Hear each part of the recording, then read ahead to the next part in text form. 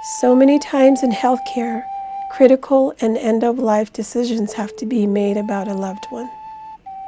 But educating our Navajo patients about these decisions is often hindered, not only by a language barrier, but by a cultural barrier as well. Because of that reason, we created a series of videos in Navajo and English to address these topics with respect and from a cultural perspective. I was nominated for March of Dimes Nurse of the Year in the category of Friend of Nursing for my work on this project.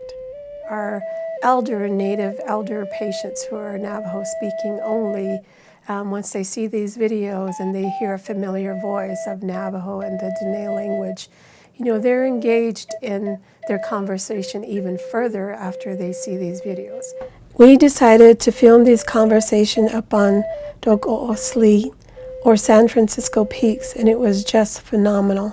The outdoors, the natural calming of the scenery, you could hear the wind blowing in the forest and the birds chirping. Because of this, we felt Grandma and Grandpa could relate to the outdoor setting and our message.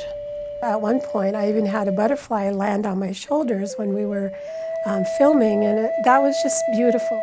It was phenomenal to be among all these great nurses that were nominated for Nurse of the Year award. When I heard my name call, I just looked around and I was just so honored, and I actually got teary-eyed.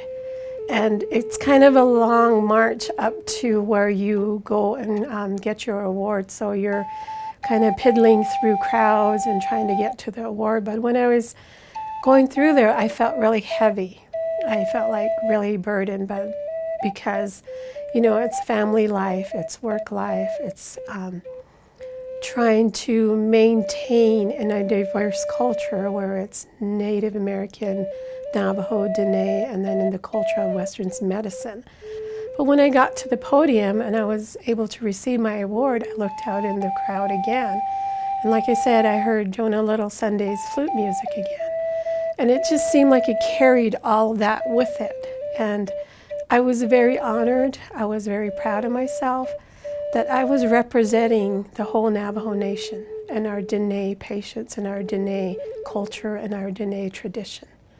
So after I received my award, everybody did their applause, and I was coming back down. Believe it or not, I felt really light. My footsteps felt lighter, the weight of my shoulders were lighter, and I was holding my head up high because I saw a group of Northern Arizona healthcare staff whistling, standing up in applause, and being very proud.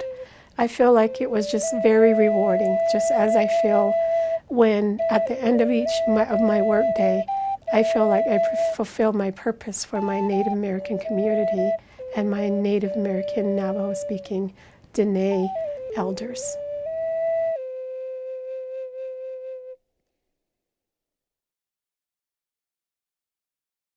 I was, still am, an asthmatic as a kid, and so I know how scary hospitals can be for children, and it's a big passion of mine to make it not so scary place. If we could do one or a couple things that make it not so scary for kids, then maybe they won't be afraid of doctors and nurses, they won't be afraid of coming to the hospital, and they'll see it as just that's where I go to get better. I was quite honored to be nominated, and to have won was actually a big shock.